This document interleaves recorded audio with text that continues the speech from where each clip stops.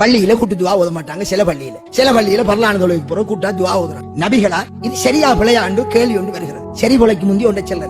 இப்ப நாம இஷா தொழுதோம். மௌலைமார்களை நீங்களும் கொஞ்சம் கேட்டுக்கோங்க.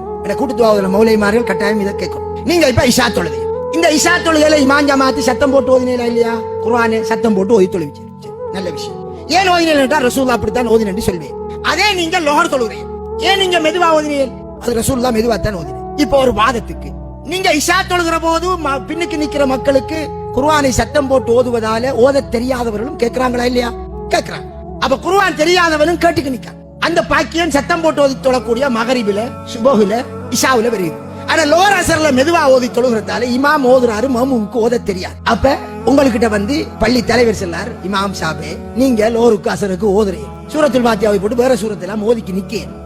நாங்க பாமர மக்கள் கொஞ்சம் அத லோர் அசருக்கு மாரி இஷாக்கு சத்தம் ஓதுறாப்புல லோர் அசருக்கு கொஞ்சம் சத்தம் போட்டு ஓதினேன்டா, அப்ப எல்லாருக்கும் ஓதுறதெல்லாம் கேட்கும். அசரத் நீங்க என்ன பண்ண செல்வீங்க? நல்ல விஷயம் என்று தொடங்குவேலா? இல்ல அது செய்யலாது என்று செல்வேலா?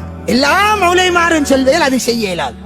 அவர்கள் செஞ்சா நல்லதானங்க. எங்களுக்கு எவ்வளவு பேருக்கு தெரியாத பாடம் எல்லாம் சூரத்தெல்லாம் கேட்கிற பாக்கியம் இருந்தா இல்ல, அது ரசூலுல்லாஹ் அப்படி செய்யல. only one answer, the final decision, கடைசி தீர்ப்பு. ரசூலுல்லாஹ் மெதுவாத்தான் ஓதி தொழுதார்கள் லோஹராசரை, அதை நாம் சத்தமாக்கி தொழ இயலாது. அப்படியா? அப்ப ஒன்று விளங்குது என்ன? மெதுவா ரசூலுல்லாஹ் தொழுததை மெதுவாத்தான் தொழணும். ரசூலுல்லாஹ் சத்தம் போட்ட இடத்தை சத்தம் போடத்தான் வேணும் என்று விளங்குதா இல்லையா? நாங்கள் நபி செய்ததை பின்பற்ற வந்தவர்கள், புதிதாக உருவாக்க வந்தவர்கள் அல்ல.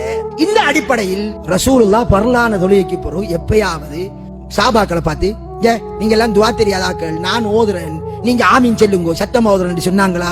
இல்ல, சிரிக்கா இல்ல. எனவே அவர் என்ன தொழுகைக்கு பின்னால் அவருடைய துவாவை, அதுதானே நபிய காலத்தில் இருந்தது. நபிகளார் பரலான தொழுகைக்கு பின்னால் இமாம் ஜமாத்துக்கு பின்னால் சத்தமாக ஓத மாமுங்கள் ஆமீன் சொன்னதாக ஒரு லைவாக ஹதீஸாவது இருக்கா? நான் காணவில்லை. லைவ் இருந்தால் பின்பற்றுவோம் மேல ஒரு வாதத்திற்கு, இது உங்களுக்கு தெரியும். இப்படி நீங்களே ஒத்துக்கொண்டு அடுத்த கேள்வி செஞ்சா குத்தமாங்க.